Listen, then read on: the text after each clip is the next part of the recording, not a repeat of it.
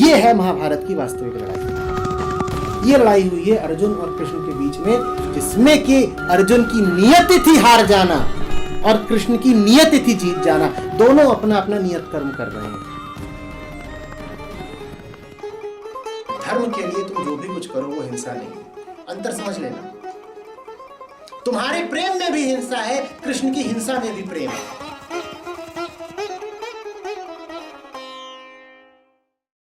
आचार्य जी नमस्कार, आपने हमें समय दिया सर, आपका बहुत बहुत धन्यवाद। मेरा आपसे पहला सवाल निजी है। मैं वीगन सेमिनार करता हूँ जहाँ मैं लोगों को पूरे दिन बताता हूँ कि वीगनिज़म क्यों और उसके फ़ायदे क्या हैं, environment impact, cruelty impact, health aspect, तो ये सब बताता हूँ। तो ऐसे एक सेमिनार में मेरे बच्चे भी आए थे जो 20-21 साल के हैं। सो नॉन वेज थे, तो वो सेमिनार के बाद वो वेज हो गए और आज भी अभी उस बात को 2 साल हो गए वो वेज पे ही अटके हैं। तो मुझे हमेशा एक ऐसा लगता है कि शुड आई पुश देम, क्या मैं उनको बोलूं कि नहीं वीगनिज्म की ओर शिफ्ट करो, क्या मुझे प्रेशर डालना चाहिए? और मेरा एक हिस्सा कहता है कि ये जो है ये दिल की बात है, जब उनका दिल तैयार होगा, जब वो मानेंगे तब वो शिफ्ट होंगे और वो परमानेंट होगा। आज मैं एक पेरेंट के तौर पे प्रेशर डालूंगा तो वो कहीं रिबेल ना कर जाए। सो क्या करना चाहिए मुझे? देखिए, सुनने में ये बात बिल्कुल सही लगती है कि हर इंसान को अपने दिल पर ही चलना चाहिए, दबाव पर नहीं। लेकिन ये दिल चीज़ क्या है? मन तो 2 चीज़ों पर चलता है। एक जो उसकी मूल वृत्ति होती है, डीप अंडरलाइंग टेंडेंसी, और एक जो उसमें सूचनाएं आती हैं जिसको हम ज्ञान भी बोल सकते हैं। इन्हीं 2 चीज़ों को अगर मिला दो तो हम कहेंगे मन बन गया। ठीक है, जो हमारी जो मूल वृत्तियाँ होती हैं, जो सब में होती हैं, बच्चा हो बड़ा हो, कोई हो, भारत का हो, यूरोप का हो, कोई भी हो, मूल वृत्ति होती है लालच की, सुविधा की, आराम की, है ना, मौज मज़े मिल जाएं। फिर उसी से संबंधित ये सब भी आ जाता है, कभी गुस्सा आ गया, कभी डर लग गया, ये सब मूल वृत्तियाँ होती हैं हमारी। और इन्हीं मूल वृत्तियों के ऊपर मन में डाला जाता है। जैसे समझ लीजिए कि ये है, इसको आप मन कहेंगे तो ये क्या है?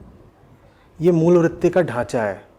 ठीक है ना, ये मन का इंफ्रास्ट्रक्चर है, ये मूल वृत्ति है। और इसमें क्या भरा जाता है? जो हमें दुनिया भर से सूचनाएं मिल रही हैं। अगर वो जो दुनिया भर से मिल रहा है वो सही है तो उसको हम बोल देते हैं वो ज्ञान है, हम उसे बोल देते हैं वो ज्ञान है, अगर सही चीज़ मिल रही है तो। और ये कुल मिला जुला के मन है। तो मन में ये जो चीज़ है ये तो होती है हार्ड, ठोस, ये तो आसानी से बदलती नहीं वृत्ति। ये जो चीज़ है भीतर तरल, ये आसानी से बदल सकती है। ये क्या है भीतर? पानी है। हाँ, पानी है। इसको हम कह रहे हैं किसका प्रतीक? ज्ञान का। जो हमें बताया गया, जो हमें बताया गया वो मन में भरा रहता है। ये बदल सकता है, ये डाला जा सकता है, उड़ेला जा सकता है। और एक अभिभावक पिता होने के नाते यही फर्ज भी है आपका कि सही चीज़ उनके भीतर डालें। अगर आप ये प्रतीक्षा करते रहेंगे कि उनके दिल में आएगी, तो दिल में कैसे आएगी? आप डालोगे तब आएगी ना। और आप नहीं डालोगे तो खाली रहेगा क्या? ये प्याला है, इसको ही अगर हम यहाँ छोड़ दें ऐसे तो भरता तो रहेगा ही ना। आप साल भर बाद आएँ तो इसमें यहाँ चारों तरफ गंदगी भरी होगी, कुछ और भरा होगा। दुनिया तो नहीं बख्श देती, दुनिया तो इसमें तमाम तरह के प्रभाव डालती ही रहेगी। वही मन बन जाते हैं। तो ये एक तरह से बिल्कुल सद्भावना की बात है आपकी कि आप प्रेशर नहीं डालना चाहते। सुंदर बात है कि आप कह रहे हैं बच्चे स्वयं सीखें, अपने दिल पर चलें। लेकिन दिल जैसी चीज़ क्या है ये समझना बहुत ज़रूरी है। नहीं तो दिल करते करते या फ्रीडम, आज़ादी की बातें करते करते हम समझ ही नहीं पाएंगे कि गुलामी तो हमारे ढांचे में ही जैसे इनबिल्ट है। जो हमारा ढांचा ही है ना, उसमें भीतर एक व्यवस्था गुलामी की पूर्व निर्मित है, रेडीमेड है, इनबिल्ट है। उसको हटाने के लिए उसमें ज्ञान डालना पड़ता है। आप ज्ञान नहीं डालोगे तो मन कैसे बनेगा? मन फिर वही कुप्रभावों का एक बस पिंड जैसा हो जाएगा मन। तो उनको आपको बताना पड़ेगा, सिखाना पड़ेगा, बच्चों को सही सूचना देनी पड़ेगी ताकि वो निर्णय कर पाएँ। ये जो मैंने कुल इतनी लंबी चौड़ी बात बोल दी, मुझे लग रहा है ज़्यादा गंभीर शुरुआत हो गई चर्चा की। ये जो कुल बात है उसका आशय ये है कि दिल कोई आंतरिक चीज़ नहीं होती है, दिल का भी निर्माण करना पड़ता है। और माँ बाप का ये फ़र्ज़ है कि वो बच्चों के दिल का निर्माण करें। हम अगर सोचें कि दिल यहाँ है, नहीं, दिल यहाँ नहीं होता हमारा। हमारा जो दिल होता है, जिसको आप मन कहेंगे, मन, वो कुछ भीतर नहीं होता, वो बाहर से भीतर जाता है। ठीक जैसे इसमें ये जो पदार्थ है, मसाला है, ये बाहर से भीतर आता है। तो बनाना पड़ेगा आपका मन उनको, वही आपका फ़र्ज़ है, उनका मन आप बनाएं। उसके लिए आपको ज्ञान देना पड़ेगा। तो क्या ज्ञान देना पड़ेगा? आपने कहा शाकाहारी वो पहले ही हो गए हैं। जो व्यक्ति शाकाहारी हो गया है वो अब पशुओं के प्रति मैत्री रखता है ना, वो ये नहीं चाहेगा कि जानवरों को नुकसान पहुंचे और ये सब हो। आप जब उनसे कहोगे कि बेटा आपको बहुत अच्छी बात है गाय से, गाय के बछड़े से, बछिया से आपको इनसे लगाव हो गया, आप नहीं चाहते चिकन कटे, आप मुर्गे की जान या बकरे को कटते हुए नहीं देखना चाहते हो, ये बहुत अच्छी बात है। लेकिन क्या आपको पता है कि आप जो दूध पी रहे हो या ये सब कर रहे हो, उसमें और जानवरों के वध में, एनिमल स्लॉटर में सीधा सीधा रिश्ता है। तो अब बताओ क्या करोगे फिर? अब उनको ये ज्ञान अभी है ही नहीं शायद। हम में से बहुत लोग शाकाहारी हैं। भारत में शाकाहार का मतलब ही होता है दुग्ध शाकाहार। हम सब लैक्टो वेजिटेरियन होते हैं कि शाकाहारी भी हैं और साथ में लैक्टोज माने दूध का भोग भी चल रहा है लगातार। मैं भी था 10 साल पहले तक, क्योंकि ये किसी ने संवेदना जागृत ही नहीं करी थी कि भाई दूध और मांस का रिश्ता बहुत निकट का है, चोली दामन का साथ है इनका। जहाँ दूध है वहाँ मांस है, वो बस दिखाई नहीं देता क्योंकि आपके सामने ऐसा होता है कि गाय का दूध ही आपके सामने ला दिया गया। और इतना आप विचार करना नहीं चाहते हो कि वो जो गाय है जो दूध दे रही है, वो दूध किस प्रक्रिया से आ रहा है, और गाय जब दूध नहीं देती है उसके बाद उसका क्या होता है। इतनी गायें हैं भारत में, सभी दूध पीते हैं, वो गाय भैंस जाती कहाँ है, इतना हम विचार करना नहीं चाहते। सब अपने अपने जीवन में व्यस्त हैं, कौन इतना सोचे। तो ये आपको उनको ज्ञान देना पड़ेगा, और जब आप ये ज्ञान दोगे तब उनका दिल इस काबिल हो पाएगा कि दिल सही चुनाव कर पाए। नहीं तो वैसे फिल्मी गानों वाला जैसे दिल हो जाता है कि दिल दिल दिल कर रहे हैं और वो दिल अपना है ही नहीं। वो दिल जो है वो पूरे तरीके से बाहरी प्रभावों से निर्मित है। मैं समझ रहा हूँ। एक्चुअली मुझे इस बात का आई एग्री कि मेरे बच्चे भी मेरे ख्याल से वहाँ आके खड़े हो गए हैं जहाँ बहुत सारे शाकाहारी खड़े हैं, ये कहते हुए कि हमने इतना तो कर दिया ना, और ये बहुत बड़ी बात है। और एक्चुअली ये भी मुझे आपसे पूछना ही था कि बहुत सारे लोग जो यहाँ खड़े हो जाते हैं कि चलो हम शाकाहारी हैं, ये बहुत बड़ी बात है, यही 90% अच्छा है, और अगर बदलना भी है तो पहले उनको बदल लो, पहले उनको कर लो, फिर वो हो जाए तो फिर हम पे आ जाना। तो मेरे ख्याल से मेरे बच्चे भी आज वहीं खड़े हो गए हैं। देखिए, मैं पहली बात तो ये कहूँगा कि ऐसे लोगों को सर्वप्रथम तो बिना किसी भी तरह के द्वेष के, दुर्भावना के, सबसे पहले तो उन्हें बधाई दी जानी चाहिए। ठीक है, हमें देखिए मानना पड़ेगा कि अगर कोई मांस ही खाता रहता था और वहाँ से उठ करके वो शाक तरकारी पर आ गया है तो ये प्रगति ही, प्रोग्रेस ही है ये। कई बार ऐसा होता है कि जो वीगन समुदाय है उसमें भावना आ जाती है कि अगर आप मांसाहारी हो और अगर आप शाकाहारी हो तो आप एक ही बराबर हो अगर आप वीगन नहीं हो, है ना। रहती है ना ये वीगन कम्युनिटी के लोग बहुत मिलते रहते हैं, उनका ऐसा ही सा रहता है कि मांस खाने वाले में और शाकाहारी में कोई ज़्यादा अंतर नहीं है। मैं इस बात को नहीं मानता। भारत जैसे देश में सिर्फ दिवा स्वप्न लेने से, विशफुल थिंकिंग से काम नहीं चल जाएगा कि हम कह दें कि साहब आप कल तक तो मटन बिरयानी खाते थे और आज आप वीगन बन जाइए। नहीं, जो प्रगति होगी इसमें तुलनात्मक तौर से ही होगी। सीढ़ियाँ एक एक करके ही चढ़नी पड़ेंगी। तो मैं समझता हूँ जो ये सीढ़ी चढ़ रहा हो कि उसने मांस छोड़ा है और फूल पत्ती शाक पर आ गया है पर अभी दूध खीर खाता रहता है, मैं समझता हूँ कि उसको हतोत्साहित करने की जगह उसको प्रेरित करा जाना चाहिए। और कुछ समय तक देखिए वो वहाँ पर रहेगा।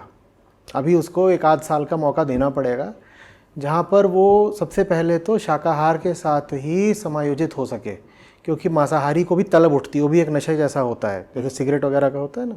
उसको भी लगता है कि चबाने को मिले, वही जो एक एनिमल इंस्टिंक्ट है हमारी, वो चाहती है कि वो मांस चबाने को मिले। तो 1 आध साल 2 साल पहले फूल पत्ती सब्ज़ी फल इनके साथ अपना ज़रा समीकरण बैठा ले, फिर उससे कुछ सवाल करने पड़ेंगे जो उसको ले जाएंगे, कह लीजिए उत्कृष्टता, एक्सेलेंस की ओर। उससे कहना पड़ेगा कि अभी तक तुमने सिर्फ पासिंग मार्क्स अर्जित करें, जो कि बुरी बात नहीं है, क्योंकि साहब पहले तो आप फेल हो रहे थे। फेल होता इंसान अगर पासिंग मार्क्स अर्जित करने लग जाए, 50-60% उसके आने लग गए, तो मैं नहीं समझता कि हमें उसे ताने मारने चाहिए, है ना। तो पहले तो आप उसको थोड़ा प्रेरित करें, फिर कहीं देखो तुम्हारे 50-60% तो आ गए हैं, क्या हम 80-90% की कोशिश कर सकते हैं? और वहाँ पर फिर ज्ञान ज़रूरी है, वहाँ पर उसको प्रोत्साहित करना ज़रूरी है, और वहाँ पर मैं समझता हूँ उसको वो हकीकत दिखानी ज़रूरी है। जो हमारे कत्ल घरों, स्लॉटर हाउसेस में चल रही है, जो पशुओं के साथ बर्ताव हो रहा है, लोगों को तो मूलभूत बातें नहीं पता। लोग कहते हैं मुर्गा नहीं खाएंगे, दुनिया भर मुर्गे ही मुर्गे हो जाएंगे। उनको ये पता ही नहीं है कि ये सब कुछ इंडस्ट्रियल है। उनको पता ही नहीं है कि 99% मांस जो आप खा रहे हैं भारत तक में, वो कोई प्राकृतिक रूप से पैदा हुआ पशु नहीं है। उसको ज़बरदस्ती पैदा किया गया है, एक फैक्ट्री में पैदा करा गया है उसको। ये इतनी सी बात नहीं पता है लोगों को। कोई आकर के ज्ञान देने लगता है कि देखो साहब फूड चेन भी कोई चीज़ होती है, कोई कुछ बता रहा है, कोई कुछ बता रहा है। लोग इतने ज़्यादा इग्नोरेंट हैं, इतने अज्ञानी हैं, उनको अपने भोजन के बारे में ही मूल तथ्य नहीं पता है। तो ये सब जो बातें हैं बतानी होंगी, इन्फॉर्मेशन डिसेमिनेशन, पब्लिसिटी का इसमें बड़ा योगदान है। और वो चीज़ जब तक लोगों के सामने नहीं आएगी, उनको कैसे एक इंसेंटिव मिलेगा, एक प्रेरणा मिलेगी कि अब आपको दूध भी त्यागना चाहिए। ये हमारी ज़बान पे रच बस गया है ना दूध, हमारी संस्कृति में शामिल है, हमारे मिथकों का हिस्सा है, वो हमारे त्योहारों का हिस्सा है, हमारे रिश्तों का हिस्सा है। तो दूध का त्याग इतना आसान नहीं होगा जब तक आप लोगों के सामने सारे तथ्य, सारी हकीकत नहीं रखेंगे। और साथ ही मैं कहूँगा कि कृपा करके जितने भी वीगन लोग इसको सुन रहे हो, कृपा करके शाकाहारियों और मांसाहारियों को एक ही श्रेणी में रखना छोड़ें, क्योंकि वो एक ही श्रेणी के नहीं हैं। मैं बिल्कुल अच्छे से जानता हूँ कि जो शाकाहारी है लेकिन दूध ले रहा है, वो पशुओं की हत्या में सहभागी हो रहा है, ये मैं जानता हूँ। लेकिन जानते हुए भी कह रहा हूँ कि जिसने थोड़ी भी प्रगति करी है, उसको आपके व्यंग और ताने नहीं चाहिए, उसको आपका सहयोग चाहिए। उसको थोड़ा सा आप प्रेरित करें, उसकी थोड़ी प्रशंसा भी करें और कहें कि अब और भी आगे कुछ करके दिखाओ। Totally agree. सो मेरा अगला सवाल,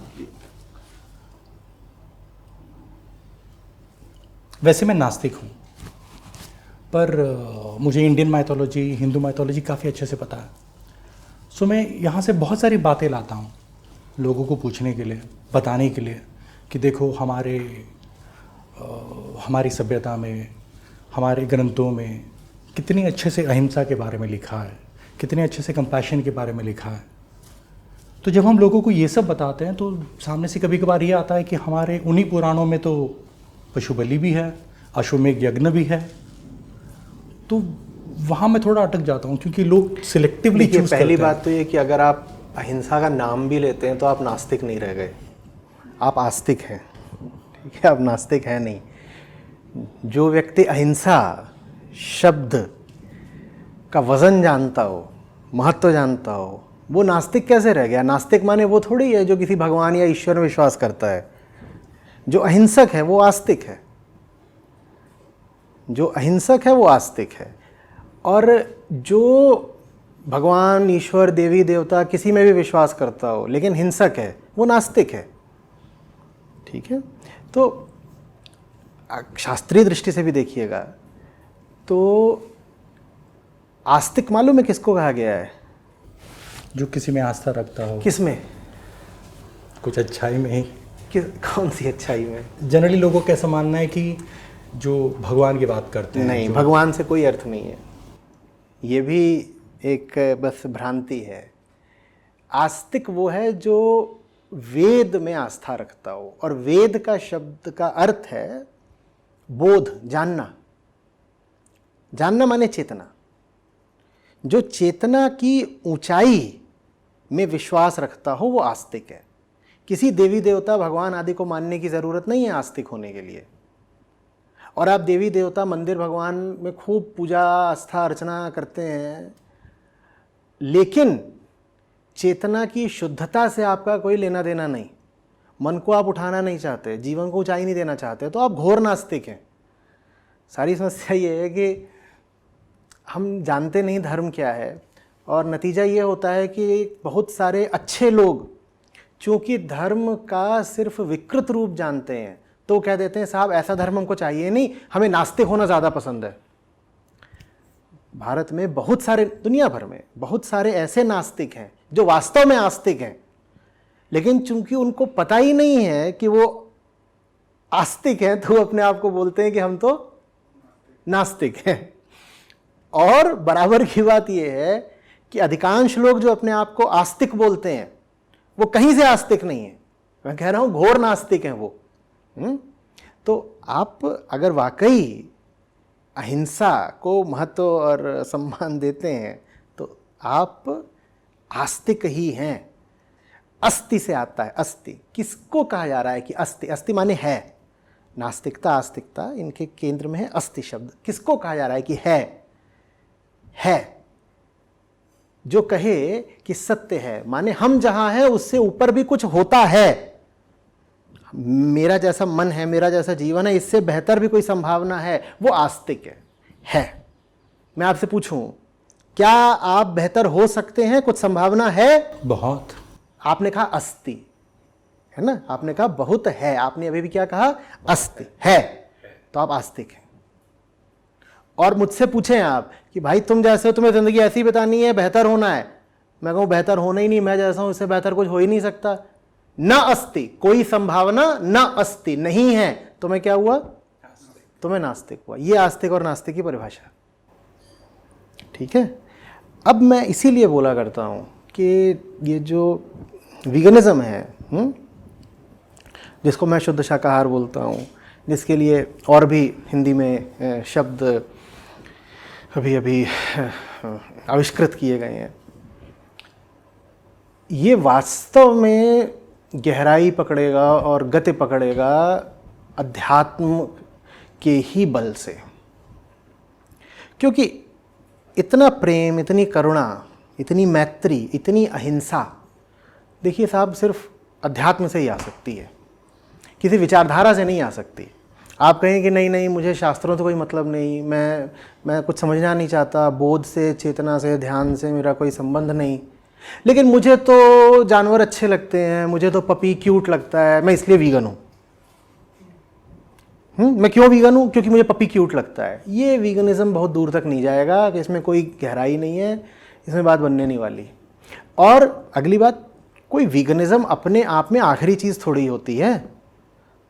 बिल्कुल हो सकता है कि आप चमड़े की बेल्ट ना पहनते हो, चमड़े के जूते ना पहनते हो, आप पशुओं का मांस ना खाते हो, लेकिन फिर भी आप ऐसा जीवन बिल्कुल जी सकते हैं जो पशुओं के लिए, सबके लिए, इंसानों के लिए, सब प्रजातियों के लिए बेहद घातक हो।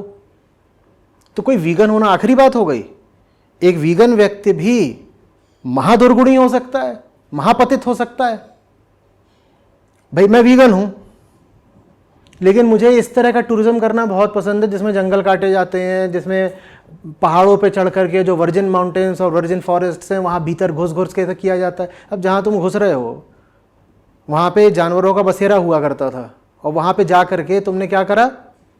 तुमने उनका घर काट दिया, घर काट दिया, उनकी पूरी प्रजाति विलुप्त हो जाएगी, और तुम्हें अभी एक गर्व, घमंड भी रह गया कि मैं तो वीगन हूँ। तो कौन सा वीगनिज्म है? तो वीगनिज्म अपने आप में कोई आखिरी बात नहीं होती है। अहिंसा फिर भी हम कह सकते हैं कि आखिरी बात है, या आखिरी बात के बहुत निकट है अहिंसा। जो आखिरी बात है वो मुक्ति है, और मुक्ति के बहुत निकट है अहिंसा। वीगनिज्म तो बीच का एक एक एक, एक पड़ाव जैसा है, एक माइलस्टोन जैसा है। तो जो उस आखिरी चीज की ओर चल गया वो इस पड़ाव से गुजर जाएगा जरूर, समझ रहे? तो लोगों को अध्यात्म की ओर लाना है। वीगन वो अपने आप हो जाएंगे, वीगन तो अपने आप हो जाएंगे। तो जो व्यक्ति अहिंसा को ही पकड़ ले, वीगनिज्म उसके लिए, उसे शब्द भी मत बताइए आप भी। मैं कह रहा हूं ना उसको ये बताइए कि तुमको आस्तिक होना है, ना उसको ये बताइए कि तुम्हारे भीतर मैत्री और प्रेम होना चाहिए, ना उसको ये बताइए कि वीगनिज्म जैसा कुछ होता है। कुछ मत बताइए, उसे बस अहिंसा समझा दीजिए। बाकी सब कुछ अपने आप हो जाएगा। जैसे पेड़ की जड़ें अगर गहरी हैं तो एक एक फूल आपको थोड़ी पॉलिश करना पड़ेगा, सुंदर खिलेगा, चमकता हुआ अपने आप खिलेगा। ये सब तमाम ये सब सुंदर सुंदर फूल हैं अध्यात्म के वृक्ष के। अहिंसा, मैत्री, प्रेम, बोध। आचार्य जी बहुत अच्छा लगा सुन के आपको, थैंक यू। ये आपने जो बताया ना, इसी के आसपास मिनिमलिज्म, ये भी एक फ़िलॉसफी, एक थियरी है। एंटीनेटलिज्म, ये भी एक थियरी है। और ये एनवायरमेंटलिस्ट, क्लाइमेट, तो ये चारों फिलॉसफी मेरे ख्याल से बहुत करीब एक दूसरे के आ जाते हैं। इनको हम कह सकते हैं वही कि ये फूलों जैसी चीज़ें हैं एक ही वृक्ष की। लेकिन अगर ये सब आइडियोलॉजी ही रह गए, ये विचारधारा के ही तल पर रह गए, तो बात बननी नहीं है, बिल्कुल बात नहीं बनेगी। फिर तो ये भी हो सकता है कि जो एंटी नेटलिस्ट है वो वीगन ना हो, जो वीगन है वो धार्मिक कट्टरपंथी हो, वो कह रहा हो फलाने देश पे हमला करके उसकी न्यूकिंग कर दो, उसको ख़त्म कर दो। ये साहब वीगन है और ये चाहते हैं कि कहीं पे आप न्यूक्लियर बॉम्ब गिरा दो। अब न्यूक्लियर बॉम्ब गिराने से इंसानों का जो होगा वो छोड़ो, जहीं पे तुम न्यूक्लियर बॉम्ब गिराओगे वहाँ पेड़ पौधों पक्षियों का क्या होगा? लेकिन आपको बहुत सारे ऐसे वीगन मिल जाएंगे जो युद्धोन्मादी राष्ट्रवादी हैं, मिलिटेंट नेशनलिज्म है उनमें। वो वीगन हो भी गए तो क्या हो जाएगा? तो जड़ पे जाना पड़ेगा। वो जड़ ठीक है तो सही तरीके का उसमें से वीगनिज्म भी निकलेगा, एनवायरमेंटलिज्म भी निकलेगा। जितनी बातें आपने कही सब अपने आप उसमें से फिर प्रकट हो जाएंगी।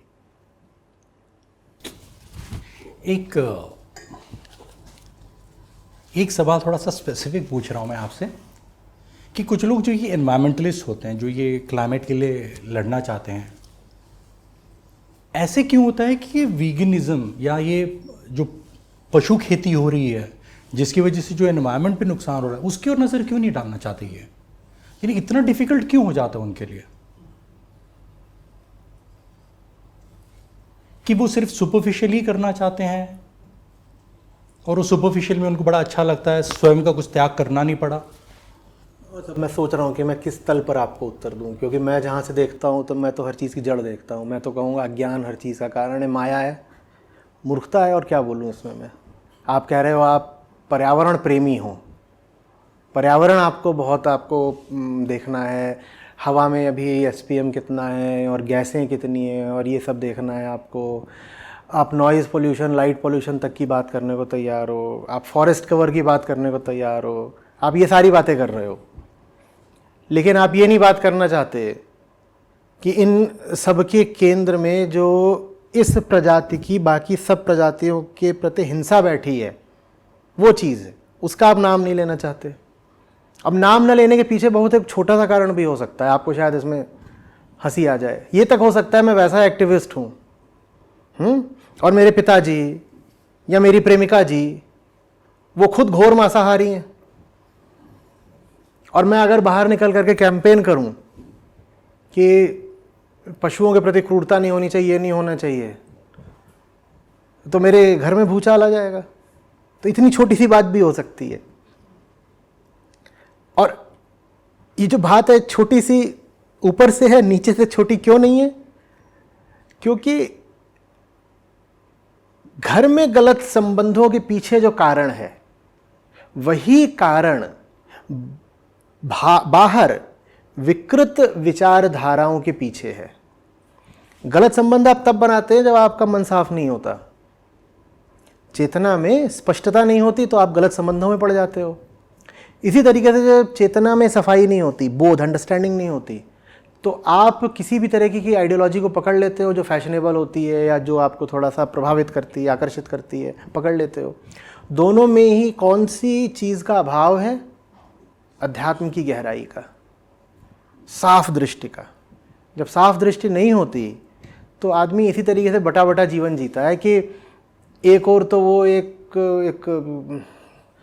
एनवायरमेंटल वॉरियर हो सकता है और दूसरी ओर वो एक कुछ भी हो सकता है, वो एक रिलीजियस फैनेटिक हो सकता है, वो मतलब कितने तरीके के तो दुनिया में दुर्गुण संभव है, कुछ भी हो सकते हैं।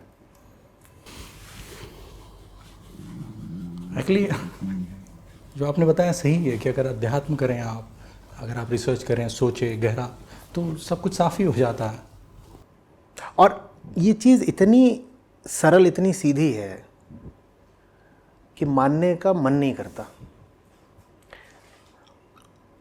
इसी चीज़ को अगर हम किसी तरीके से थोड़ा जटिल कर सकें, घुमावदार, टेढ़ा टपरा बना सकें, तो ये बुद्धिजीवियों को आकर्षित करेगी, क्योंकि उनको जटिलता चाहिए होती है।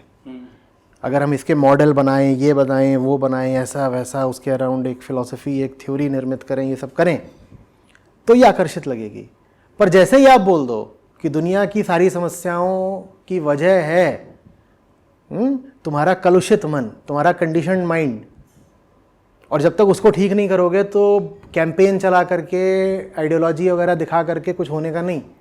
तो ये चीज़ इतनी सच्ची और इतनी सीधी है कि लगता है कि इसमें तो कुछ बात ही नहीं, कुछ मसाला, कुछ जायका तो आया ही नहीं, एकदम सीधी बात बोल दी बिल्कुल।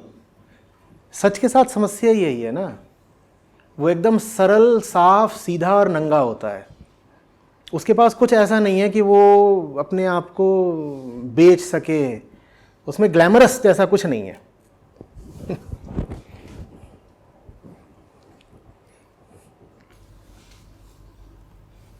एक सवाल पूछूंगा, हमारे जो दर्शक होते हैं, जो वीडियोस देखते हैं, हमारे चैनल पे जो रहते हैं, उनकी ओर से बहुत सारों का ऐसा सवाल आता है कि हमारे घर वाले हमारी नहीं सुनते।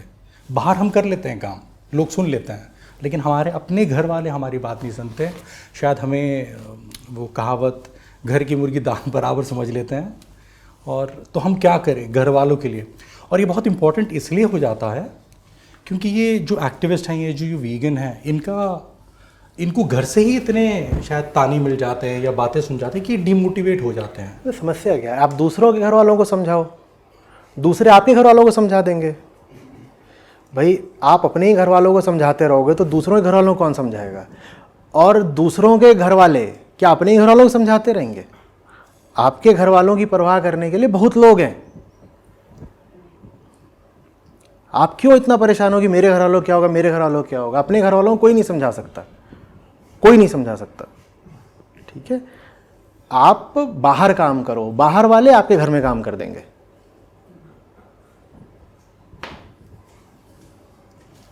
सो आचार्य जी, आपको वीगनवाद या ये अहिंसा का जो प्रिंसिपल है, इसका फ्यूचर क्या नज़र आता है इंडिया में 2025 में, 2030 में? क्योंकि रिसर्च बताता है कि आज शायद भारत में 50 लाख लोग वीगन हैं, जो कि बहुत छोटा नंबर है। दुनिया भर में शायद 1.5 करोड़ लोग वीगन हैं। देखिए, फ्यूचर तो इंसान का होता है ना। हम फ्यूचर कहते हैं तो सवाल ये है ना, किसका फ्यूचर? हमारा फ्यूचर। हम कहें दुनिया का भी फ्यूचर तो हमारी दुनिया, दुनिया जिसे हम देख पा रहे हैं। अध्यात्म नहीं है, अगर समझदारी नहीं है, अहिंसा नहीं है, तो इंसान ही नहीं है। जब इंसान ही नहीं है तो किसका फ्यूचर? फ्यूचर होने के लिए पहले इंसान का होना तो ज़रूरी है ना। इंसान ही नहीं होगा तो फ्यूचर किसका होगा? तो मैं ये नहीं कह रहा हूँ कि भविष्य खराब होगा, मैं कह रहा हूँ भविष्य नहीं होगा। अगर इंसान इंसान ही नहीं रहा, इंसान इंसान नहीं रहा, नहीं, अगर इंसान ही नहीं रहा, इंसान कैसे रह लेगा? आप तो इस क्षेत्र में हैं, आप तो जानते हैं। आपको लग रहा है कि 30-40 साल बाद इंसान बचेगा हम जिस राह जा रहे हैं? नहीं। तो फिर किसका भविष्य? हम शायद या तो आखिरी पीढ़ी हैं या अधिक से अधिक हमसे बाद की एक पीढ़ी और होगी जो आराम से किसी खुली जगह में बैठ करके सांस ले पाएगी, धूप ले पाएगी। ये बात तो हम जानते हैं ना भली भांति। ये जैसे साइकोलॉजी में कहते हैं कि इंसानों में सेल्फ डिस्ट्रक्शन, ये एक अपना एक स्क्रिप्ट है जो हमेशा रन होता है। बिल्कुल होती है, ये वही है। बिल्कुल है। वो स्क्रिप्ट नहीं है, वो वही मूलभूत ढांचा है मैंने जिसकी बात करी थी। ये इसमें न पोषण है न जीवन है। पोषण और जीवन उसमें है जो इसमें डाला जाता है। इसीलिए ज्ञान का सबसे ज़्यादा महत्व है। कोई इसको खा करके नहीं जी सकता। ये हम हैं, हम ऐसे पैदा होते हैं, ये हमारा ढांचा है, ये हमारा एक तरह का स्ट्रक्चर है, अंदरूनी ढांचा, मूल ढांचा है ये हमारा। इसके भरोसे कौन जिएगा? आप किसी के सामने रख दीजिए, वो मर जाएगा भूख से। इसमें जो डाला जाता है ना, जीवन उसमें होता है। और अगर हम ये नहीं डाल पा रहे अपने मन में, तो कौन सा जीवन? मौत ही मौत है। कैसा भविष्य?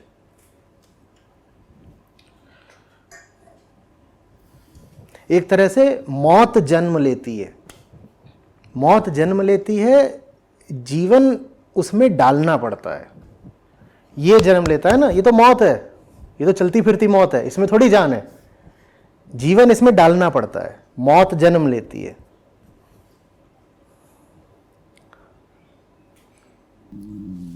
तो ये मेरा सवाल नहीं था, पर आपने जो बोला तो अभी आ रहा है। सो जैसे दूसरे सारे जानवरों में इंस्टिंक्ट होते हैं, इंसान के पास भी इंस्टिंक्ट होता होगा, तो इंसान भी उन इंस्टिंक्ट से बंध गया होगा। तो आप कहते हैं कि ज्ञान और अध्ययन से ही उनको कंट्रोल करें? हम अकेले हैं जिनके पास ये संभावना है कि इसमें कुछ भरा जा सकता है। जानवर ही बिल्कुल ऐसे हैं, पर जानवरों का ये जो है वो ऐसा है, मतलब बंद है। उनको आप ज्ञान नहीं दे सकते, उनका ढांचा ही ऐसा नहीं है कि वो ज्ञान ग्रहण कर पाएँ। आदमी अकेला है जिसके पास ये संभावना है कि उसमें ज्ञान डाला जा सकता है, उसे इंसान बनाया जा सकता है। जानवरों को आप इंसान नहीं बना सकते, जानवरों के पास ये रिसेप्टिविटी, ये ग्रहणशीलता है ही नहीं। बराबर की बात यह है कि चूंकि इंसान में ये खुला हुआ है मामला, तो अंदर जीवन भी डाला जा सकता है और गहरी से गहरी मौत भी डाली जा सकती है। इसमें पानी भी डाला जा सकता है, इसमें फलों का रस भी डाला जा सकता है, और इसमें जहर भी डाला जा सकता है। जानवर में आप जहर भी नहीं डाल सकते, जानवर में इसमें आप भीतर रस नहीं डाल सकते, तो उसमें फिर आप जहर भी नहीं डाल सकते। इंसान में जहर भी डाल सकते हो। खेद की बात यह है कि हमारा जैसा समाज है, जैसे परिवार, जैसी शिक्षा है, और जिस चेतना के स्तर के लोग हैं, हम अपने बच्चों में और हम सब एक दूसरे में जहर ही जहर डाल रहे हैं। तो ये सब जो हमको चलते फिरते लोग दिखाई देते हैं, ये बड़े दुख की बात है कि हम सब ज़्यादातर बस जहर के पुतले हैं।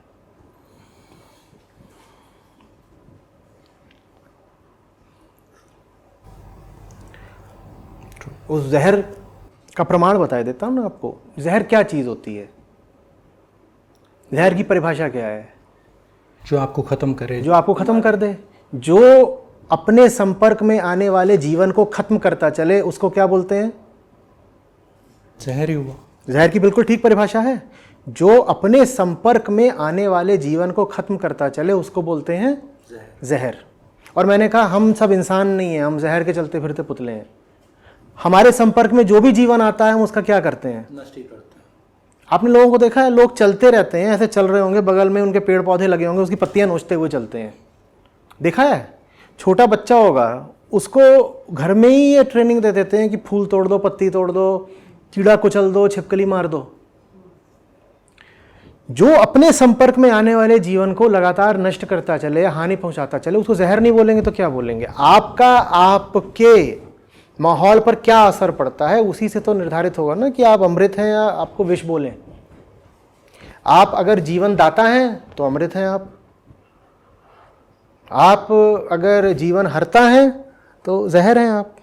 और जीवन किसी का बर्बाद करने का अर्थ ये नहीं होता कि उसकी जान ले ली। जानवरों को तो हम ऐसे ख़त्म करते हैं कि उनकी जान ले लेते हैं। इंसानों को हम ऐसे ख़त्म करते हैं कि उनमें अपना जहर स्थानांतरित कर देते हैं। मेरे पास जो जहर है वही मैं तेरे ऊपर डाल दूंगा, लो तुझे भी ख़त्म कर दिया। अगर हमारे पास ये सुविधा होती कि आदमियों की भी हत्या कर दें तो हमने कर भी दी होती। हम लोग ऐसे ही हैं, पर अब नियम कानून बन गया है, हम कहते हैं हम सभ्य लोग हैं, तो सीधे सीधे किसी की हत्या तो कर नहीं सकते, तो फिर हम उसकी परोक्ष हत्या करते हैं, उसका हम इनडायरेक्ट स्लॉटर करते हैं। कैसे? उसका दिमाग खराब करके। किसी का दिमाग खराब करो, तुमने उसको मार दिया। जानवर को मारने के लिए आपको क्या चाहिए? चाकू, हथियार। और इंसान को खत्म करने के लिए आपको बस एक जबान चाहिए। और कई बार जबान भी नहीं चाहिए, आपकी मौजूदगी इतनी घातक होती है कि सामने वाला आपकी मौजूदगी में ही तड़प कर मर जाता है मानसिक रूप से। हमारे सारे बिहेवियर्स, बॉडी लैंग्वेज, बातें सारे वॉयलेंट हैं, वॉयलेंट कम्युनिकेशन। हमारा पूरा जो निर्माण है वो कैसा है? आप अपने घरों को देखिए, दीवारों को देखिए, अपने स्कूलों को देखिए। वायलेंस हमेशा शब्दों या उसी समय हो रहे तात्कालिक कर्मों में थोड़ी ही होता है। हम कोई ऐसी मूवी बना दें जो किसी का दिमाग भ्रष्ट कर रही है, वो जहर है या नहीं है? हम ऐसा साहित्य लिख रहे हैं जो लोगों को भ्रष्ट कर रहा है, वो जहर है या नहीं है? हम ऐसे कपड़े ही पहन रहे हैं जानबूझ करके जो दूसरे की चेतना खराब करेंगे, ये जहर है या नहीं है? तो हम जहर के पिंड हैं।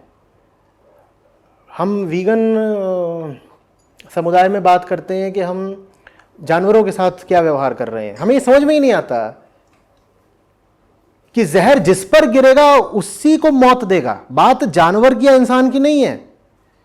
जो इंसान जानवर के लिए जहर है, वो इंसान अपने बच्चे के लिए भी जहर होगा। तो जो मूलभूत समस्या है, हम उसको संबोधित ही नहीं करते कभी कि हम हैं कौन। अगर मैं जहर हूं तो मैं जानवरों को मार रहा हूं, मैं जहर हूं तो मैं सबको मार रहा हूं, और मैं अगर जहर हूं तो सबसे पहले किसको मार रहा हूं? अपने आप को। उसकी हम बात नहीं करते। हम कहते हैं जी वीगन बन जाओ, वीगन बन जाओ। कोई कहता है नहीं पर्यावरणविद बन जाओ, कोई और कुछ बनना चाहता है, कोई और कुछ बनना चाहता है। कोई ये प्रश्न नहीं पूछना चाहता मैं हूं कौन, मैं जहर हूं। ये बात ही बड़ी गंधाती सी लगती है ना, लाज आती है मानते हुए। और मेरे ख्याल से ये बात इतिहास, हिस्ट्री अगर हम देख लें तो टोटली एविडेंट कोई है। पहली बार थोड़ी हो रहा है कि हम जानवरों के प्रति हिंसक हैं। बात बस इतनी है कि आज हमारे पास हिंसा के बड़े ज़बरदस्त औजार हैं। आदमी हिंसक तो हमेशा रहा है पहले, लेकिन मास टर्मिनेशन के उसको इतने उपकरण उपलब्ध नहीं थे पहले। उसके बाद ये सुविधा नहीं थी ना कि एक झटके में मशीन लगा करके 1000 पेड़ साफ। पहले वो धीरे धीरे कुल्हाड़ी से मार रहा है, तो था तो वो तब भी इतना ही हिंसक, पर इतनी हिंसा वो कर नहीं पाता था। मजबूरी थी कि अरे चाह तो रहा हूँ मैं सब कुछ मार दूँ, पर मार नहीं पा रहा हूँ। आज आपको टेक्नोलॉजी ने और इंडस्ट्री ने और जो एनर्जी है, जो मैकेनाइज्ड एनर्जी है, उसने आपको इतनी ताकत दे दी है कि आप कहर बरपा सकते हैं, तो आप कहर ढा रहे हैं।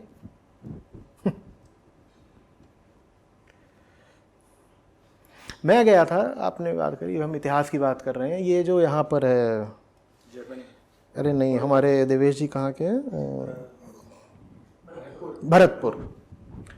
भरतपुर पक्षी उद्यान जो है, बर्ड सेंचुरी है ना, तो वहाँ बहुत बड़ी एक दीवार है, बहुत बड़ी दीवार है, और उसमें सिर्फ ये लिखा हुआ है करीब 20, 40, 50 उदाहरण दे करके कि किन किन लोगों ने यहाँ पे आके कितने कितने हजार पक्षी मारे।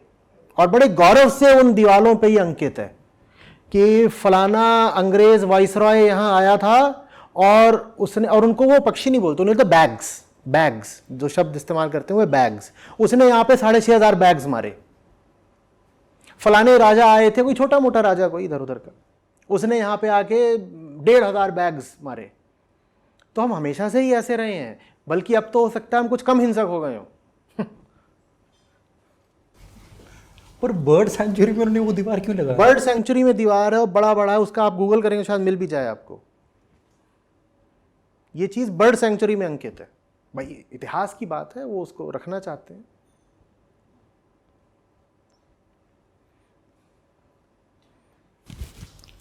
सो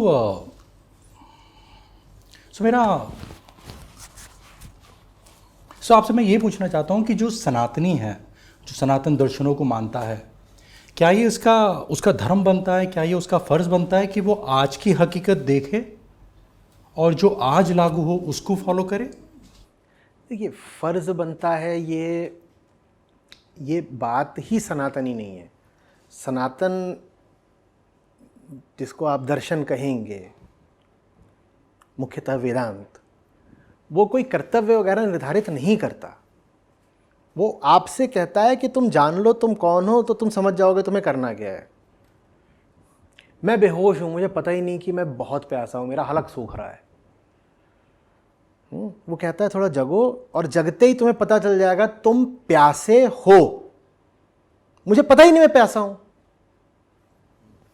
मैंने क्या पी है? शराब। शराब पीने से क्या हुआ है? डिहाइड्रेशन, गला खराब। गला सूख गया है। लेकिन शराब पीने से यह भी हुआ है कि मैं बेहोश हो गया हूं।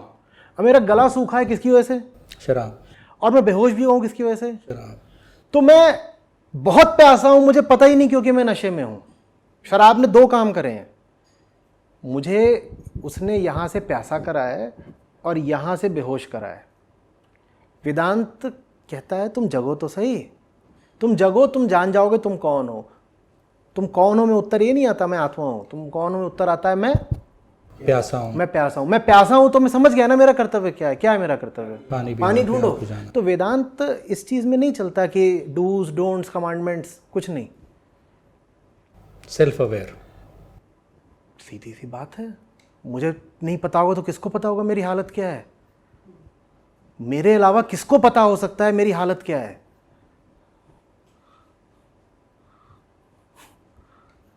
जान तो लो तुम्हारी हालत क्या है, ईमानदारी से स्वीकारो तो तुम्हारी हालत क्या है। उसके बाद हम देखते हैं तुम कैसे किसी जानवर को मार पाते हो।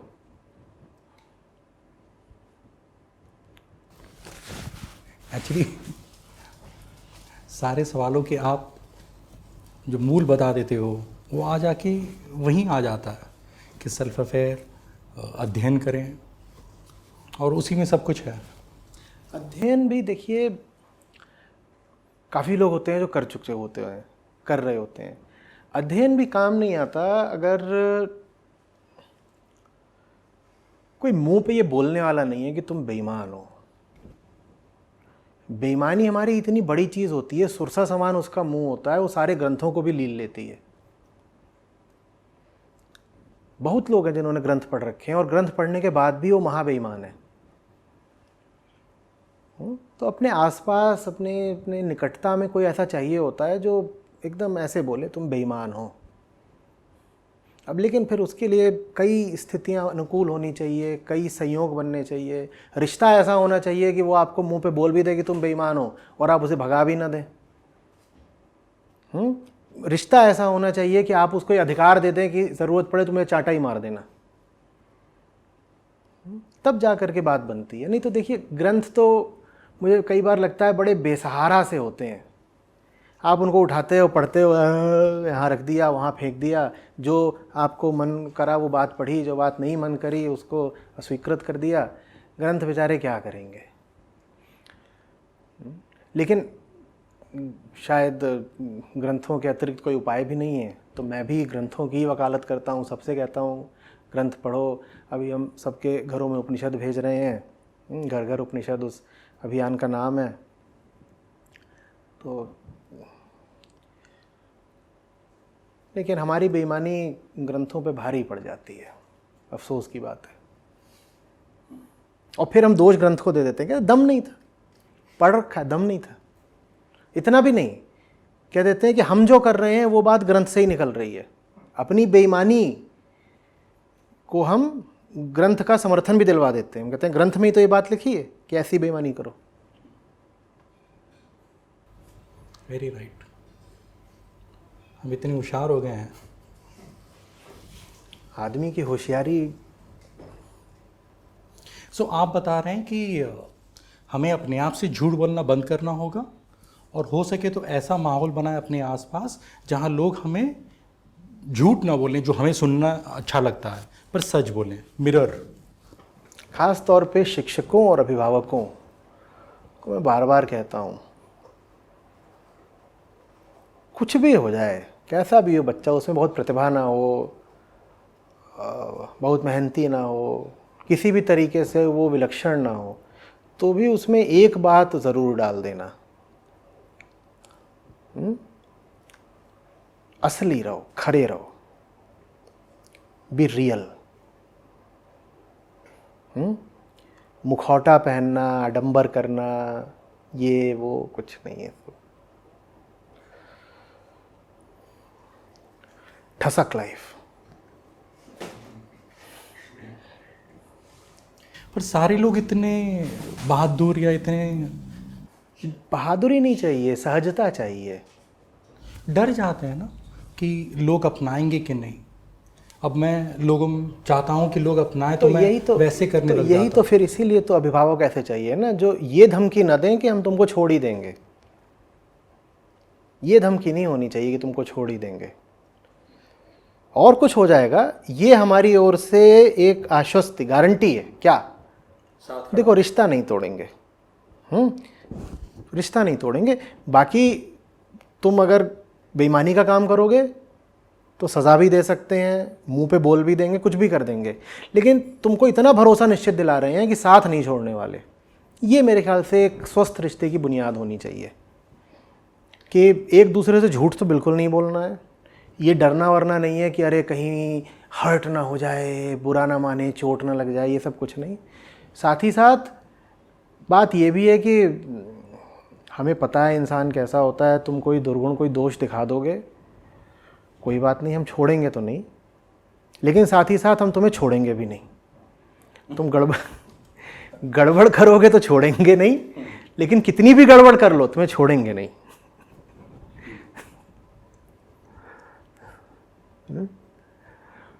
बिल्ली पड़ी थी एक, यहाँ पे अभी गए थे, एक जगह बैठे हुए थे, जेम्स, तो वहाँ पे अपना सब चल रहा था, खाना पीना, हुक्का पानी। तो वो बिल्ली आ गई, और बिल्ली थी अपना बैठी है अपना सब, तो उसको मैं सहला वहला रहा हूँ, कुछ खिलाया, तो उसको उठा लिया। तो अपना जब तक सहला रहे थे उसने मस्त मगर नीचे बैठी हुई थी और अपना इसके साथ फ़ोटो शूट हो रहा है, बिल्ली को ही मज़े आ रहे हैं, एकदम मस्त हो गया, ऐसे बैठ गई पाँव फैला करके। फिर मैंने उसको उठा लिया, जब मैंने उठा लिया, पाँच लाया तो पटाख से चांटा मारा मेरे। चांटा मारा, भाग गई। बिल्लियों की अपनी पर्सनालिटी होती है। अच्छा है ना ऐसा रिश्ता, क्या बुराई है? वो सही थी, जैसी थी वैसी थी।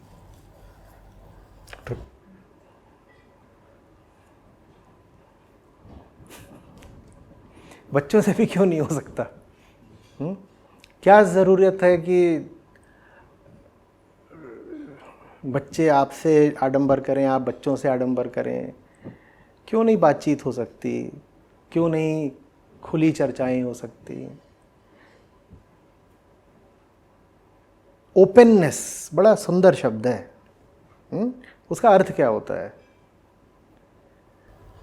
सब कुछ जैसा है वैसा, सीमाओं के बाहर जाना। क्लोज्ड माने जहाँ सीमा है, सीमाओं के भीतर आप किसी से बात करोगे, क्या मज़ा आना है।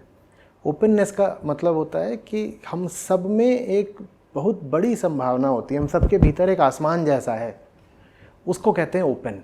आत्मा वही ओपन है, वही खुली है, वही मुक्त है। क्यों नहीं आत्मिक रिश्ते हो सकते? क्यों इतना हम डरते हैं? वो सब होने लग जाए ना तो फिर हमें सोचना नहीं पड़ेगा कि वीगन हो या नहीं, प्रदूषण कर रहे हो या नहीं, ये सब बातें बहुत छोटी हो जाएंगी। एक्चुअली सवाल तो बहुत हैं, लेकिन जैसे आपने बताया ना कि बेस ये है, ये पकड़ लो, सब अपने आप से शॉर्ट होके गिर जाता है। That is the truth. वैसे ही होता है। ये सब बाकी की सिर्फ छोटी छोटी बातें हैं उसके आसपास।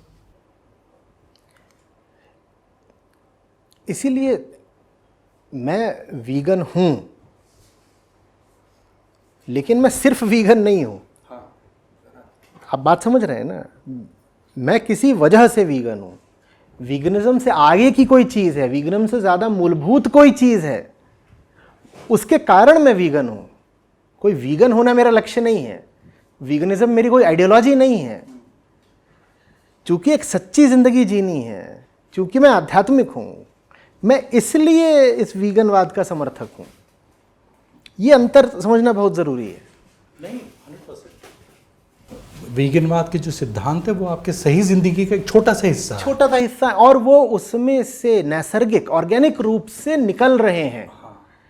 जिस सच्चाई को मैं अपनी ज़िंदगी का आधार बनाना चाहता हूँ और सबकी ज़िंदगी का आधार बनाना चाहता हूँ, वीगनिज्म उसका एक ऑर्गेनिक प्रोडक्ट है।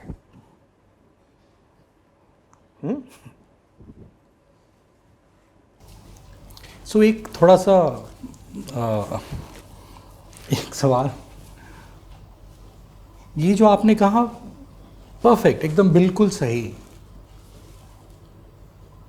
पर ये दूसरे जो ज्ञानी हैं, जो दूसरे जो गुरु हैं, जो दूसरे जितनी भी प्रतिभाशाली लोग हैं, ये क्यों नहीं पकड़ रहे इस बात को कि आज की सच्चाई में दूध जो है वो तकलीफ देता है? वो क्यों नहीं पकड़ रहे? ज्ञानी होंगे नहीं वो, और क्या। अब ये तो आप कह नहीं सकते कि देखिए मैं पानी पी रहा हूँ फिर मेरी प्यास क्यों नहीं बुझ रही, पानी होगा नहीं। अब ये थोड़ी कह सकते हैं कि मैं ऊपर को देख रहा हूँ पर आकाश नहीं दिख रहा।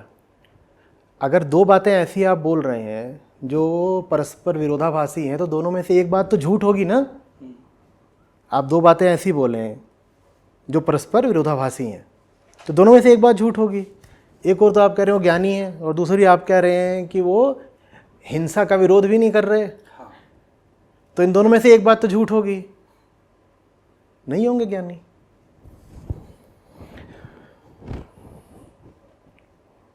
कौन सा ज्ञान है जो आज के युग में हिंसा के विरुद्ध सीधे सीधे खड़ा नहीं हो रहा? ये ज्ञान होगा ही नहीं ना। ये कुछ छल है, कपट, आडंबर है, मुखौटा है, धूर्तता,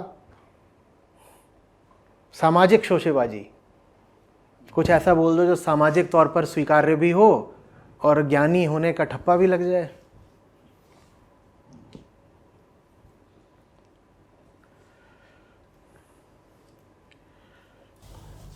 कुछ धर्मों में ऐसे बताया गया है कि जो दूसरे जीव हैं वो इंसानों के लिए ही बनाया गया है, आप इसका इस्तेमाल कर सकते हो, ये आप ही के लिए है।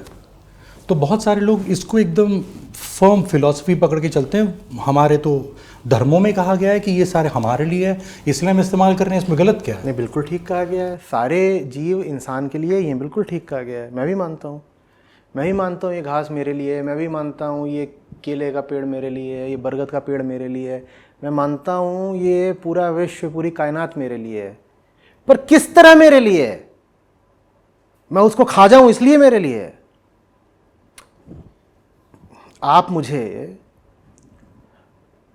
उपनिषदों की एक प्रति ला कर दें और कहें कि ये मेरे लिए है तो मैं उसे खा जाऊं?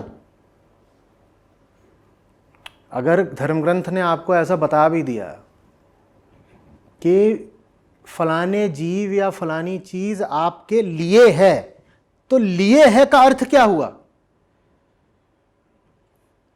मैं आपको फुटबॉल ला के दूंगा, ये आपके लिए, आप उसे खा जाएंगे या फाड़ देंगे? आपके लिए है, किस लिए है? आपकी चेतना के उत्थान के लिए है। वो बिल्ली मुझे कुछ सिखा गई, वो बिल्ली मेरे लिए है। किस लिए मेरे लिए? मैं उससे कुछ सीखूं, उसके साथ रहने से मैं इंसान बन पाता हूं। वो जानवर होगा पर वो मुझे इंसान बना जाता है। वो इस तरह मेरे लिए है, चीर फाड़ के खाने के लिए नहीं है वो। और ऐसे आदमी को आप क्या कहेंगे जैसे आप कुछ भी दें उसे खा जाए। आपने उसे मोबाइल फोन दिया, वो खा गया। आप उसे कुछ भी दे रहे हो, खाने लग जाता है। ग्रंथ में लिखा हुआ है फलानी चीज तुम्हारे लिए, उसने कहा इसका मतलब मेरे खाने के लिए है। अरे तुम्हारे लिए है, तुम्हारे खाने के लिए नहीं है तो सब कुछ अपने लिए। वेदांत भी यही कहता है, तुम ही तो विश्व के केंद्र हो, सब कुछ तुम्हारे लिए। फॉर हुम, किसके लिए? ये तो वेदांत का मूलभूत प्रश्न है और उत्तर हमेशा एक आता है, मेरे लिए। सुख है, दुख है, किसके लिए? मेरे लिए। ये दीवार है, किसके लिए? मेरे लिए। मेरे अतिरिक्त कौन है जो इसको प्रमाणित कर रहा है? मैं ही हूं अपनी चेतना के केंद्र में, समस्त विश्व का आधार मैं हूं। ये तो वेदांत भी बोलता है। पर वो ये थोड़ी बोलता है कि जो कुछ तुम्हारे लिए तुम उसको खा जाओ। ये किसने अर्थ निकाल दिया कि हाथी तुम्हारे लिए माने तुम हाथी को खा जाओ? ये कौन सा विकृत अर्थ है?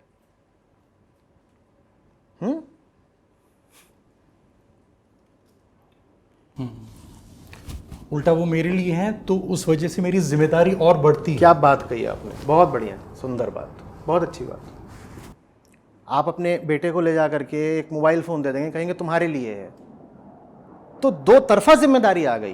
पहली बात तो वो चीज अपने आप में कुछ मूल्य रखती है, दूसरी बात प्रेम पूर्वक पिता ने दी है तो मुझे उसको और अच्छे से रखना है। अगर कुरान कहती है कि वो ऊपर जो हमारा बाप बैठा है उसने ये सब आपके लिए दिया है, सब तो आप उसके कस्टोडियन और गार्जियन हो गए ना, आपको उसका ख्याल रखना है। या खा जाओगे? खाने के लिए थोड़े ही है।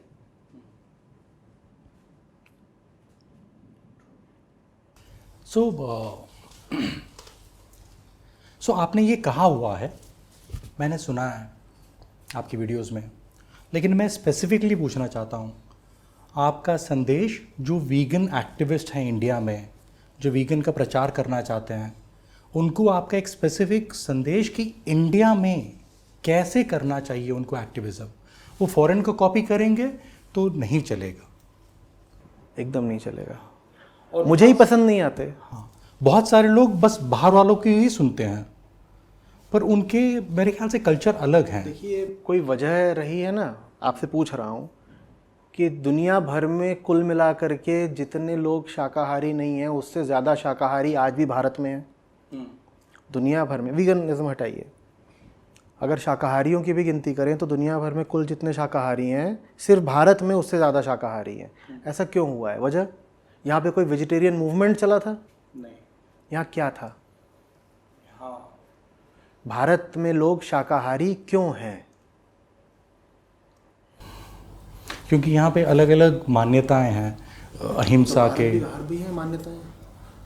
मेरे ख्याल से भारतवर्ष में ही ऐसे एक अलग विचार है कि हर हर हर चीज़ में ऊपर वाले का प्राण। हाँ, ठीक है। तो वही दर्शन जिसने भारत को इतनी शताब्दियों तक शाकाहारी रखा और पशुओं के प्रति ज़रा प्रेमपूर्ण रखा, वही आगे भी भारत को पशुओं के साथ सही संबंध में रखेगा। अगर हम ये नहीं समझ पा रहे कि भारत वेजिटेरियन क्यों रहा, तो फिर हम ये कभी नहीं कर पाएंगे कि भारत वीगन हो जाए। जिस वजह से भारत शाकाहारी रहा, उसी वजह से भारत शुद्ध शाकाहारी भी बनेगा, और वो वजह है अध्यात्म। वो वजह अध्यात्म है। तो जब तक अध्यात्म में गहराई नहीं आती, तब तक आप ये तो छोड़िए कि लोग वीगन होंगे, वेजिटेरियनिज्म भी सिकुड़ रहा है भारत में बहुत तेज़ी से।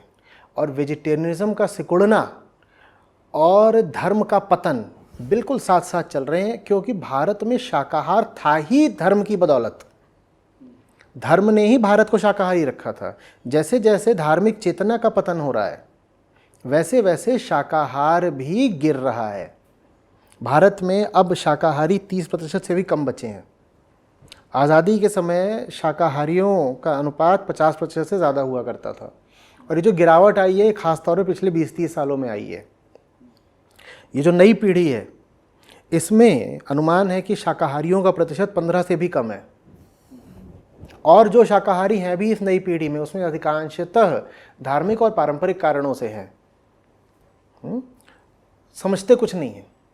तो जैसे जैसे धार्मिक चेतना गिरेगी, द स्पिरिचुअल कॉन्शियसनेस, वैसे वैसे शाकाहार भी गिरता जाएगा। वीगनिज्म की तो कोई बात ही नहीं है। वीगनिज्म किस गिनती में आता है? वीगनिज्म की कोई बात ही नहीं। आपने खुद कहा कि भारत में वीगनिज्म को कोई विशेष सफलता नहीं मिली है, दुनिया भर में नहीं मिली है, दुनिया भर में नहीं मिली है। उसकी वजह वही है कि आप वीगनिज्म को कैपिटलिज्म, कम्युनिज्म की तरह ही एक आइडियोलॉजी बना रहे हो, एक विचारधारा बना रहे हो। वो नहीं चलेगा। आपको उसको जीवन दर्शन बनाना होगा, आइडियोलॉजी नहीं, फिलॉसफी।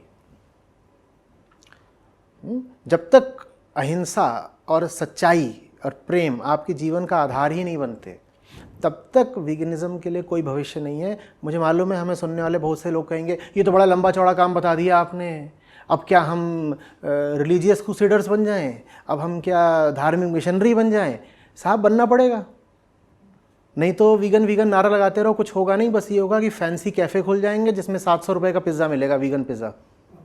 वीगनिज्म का भारत में अधिकांशतः यही उपयोग हो रहा है कि वीगन होना भी एक कल्ट की बात हो गई है, बहुत महंगा कल्ट। वो चलता रहेगा। आप अपने आप को बहुत फ़ख्र के साथ कह पाओगे, मैं वीगन हूँ, मैं ये हूँ, वो हूँ, कुछ टी शर्ट पहन लोगे, कुछ कैंडल लाइट विजिल कर दोगे, और ये सब चलता रहेगा। उससे कुछ होना हवाना है नहीं। ठीक है। तो आपको वास्तव में अगर वीगनिज्म आगे बढ़ाना है, तो आपको उसी चेतना को मजबूती देनी होगी जिसने भारत को शाकाहारी रखा। लेकिन बहुत अजीब बात है कि भारत के अधिकांश जो वीगन हैं उन्हें धर्म से नफरत है। और आपको धर्म से नफरत है, आप लोगों को कैसे वीगन बना लोगे? कर ही नहीं पाओगे। कर लो। वीगन होना ही धर्म की बात है। बहुत सही। अगर आप धर्म का अर्थ सच में जानते हो तो आप वीगन अपने आप से बन जाओगे, क्योंकि वो धर्म है। वो अभी हम बात कर रहे हैं, आप समझ रहे हो इस बात को, लेकिन जो लोग इस बात को ठीक से नहीं सुन रहे होंगे वो कह रहे होंगे so can't I be an atheist and still be vegan, और इस तरह की बातें अभी उठ रही होंगी। उनको मैं यही बोलूँगा, बेटा दोबारा सुन लो वीडियो। सो हमें जो लोग चाहते हैं कि पशुओं पे क्रूरता न हो, शोषण न हो इंडिया में, उनको जो यहाँ की सोच है, जो यहाँ की सभ्यता है, जिसमें धर्म बहुत बड़ा हिस्सा है, उसके साथ ही चलना होगा, उसके साथ जोड़ना होगा। मैं ये नहीं कह रहा हूँ उसके साथ चलना होगा, मैं नहीं कह रहा हूँ आप अपने आप को किसी धार्मिक परंपरा के साथ अलाइन करें, आप नहीं समझ रहे हैं बात को।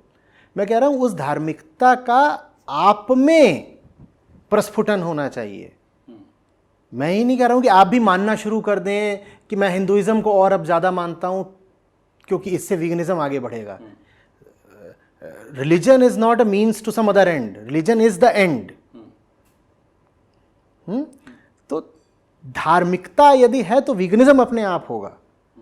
मैं उसको एक उपकरण की तरह इस्तेमाल करने की बात नहीं कर रहा हूँ, माध्यम की तरह नहीं। और धार्मिकता को इंग्लिश में क्या कहेंगे? मैं जिस धार्मिकता की बात कर रहा हूँ वो अध्यात्म है। मैं ऑर्गेनाइज्ड रिलीजन की बात नहीं कर रहा हूँ। मैं उस धार्मिकता की बात नहीं कर रहा हूँ जिसमें जा कर के दूध चढ़ाते हैं और बाल घुटाते हैं और पहाड़ों के चक्कर काटते हैं या कि कुर्बानियाँ देते हैं जानवरों की। मैं उस धार्मिकता की बात नहीं कर रहा हूँ, ठीक है ना। वीगन वालों का ये भी बड़ा रहता है कि देखो धर्म में तो जानवरों पे अत्याचार होता है। वो धर्म है ही नहीं, वो आपकी अपनी पारंपरिक प्रथाएं हैं।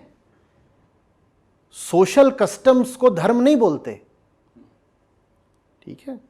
जिसको आप सनातन धर्म कहते हैं उसका केंद्र वेदांत है। मुझे बताइए वेदांत कोई और बात करता है क्या मन और मन की शुद्धि के अलावा? वेदांत को मतलब ही नहीं इन सब चीज़ों से कि तुम कौन सी प्रथा परंपरा चला रहे हो, कहीं दूध खिला रहे हो, कहीं खीर चटा रहे हो, कहीं बलि दे रहे हो, कहीं कुछ कर रहे हो। वेदांत को इन सब से क्या मतलब? और वेदांत ही वास्तविक सनातन धर्म है। तो मैं जब धार्मिकता कह रहा हूँ तो कोई गलत ना समझ ले। धार्मिकता से मेरा मतलब बिल्कुल भी ये नहीं है कि हिंदू मुस्लिम दंगे और ये सब जो धर्मों के नाम पे होता है, मैं उसकी बात नहीं कर रहा हूँ कि फलाने दिन व्रत रखना है, फलाना उपवास, फलानी माला पहननी है। मैं उस धार्मिकता की बात नहीं कर रहा हूँ। वो कि वो करवा चौथ में चांद देखना है, मैं वो वाली धार्मिकता की नहीं बात कर रहा हूँ। मैं समझा, आई वांटेड। नहीं, बिल्कुल ठीक किया आपने, क्योंकि जैसे ही धर्म बोलो तो लोगों के कान खड़े हो जाते हैं। उनको लगता है ये उस वाले धर्म की बात हो रही है जिसमें महिलाओं का दमन होता है, जिसमें जाति प्रथा आती है, जिसमें दलितों पे अत्याचार होता है। वेदांत आपको शरीर ही नहीं मानता, वो आपको जात ही नहीं मानता। आपकी जाति कहाँ से आ जाएगी? जात माने जिसने जन्म लिया हो। कहता है आपकी सच्चाई कुछ और है, ये जो जन्म से आपको मिला है ये तो अभी खत्म हो जाना है। तो जाति कहाँ से आ गई? उपनिषद हैं, पूरे के पूरे उपनिषद, जो पूरा उपनिषद सिर्फ इसलिए ताकि वो बता सके कि जाति कितना बड़ा झूठ है। तो मैं उस धर्म की बात कर रहा हूँ, मैं ये सामाजिक कुप्रथाओं वाले धर्म की बात नहीं कर रहा।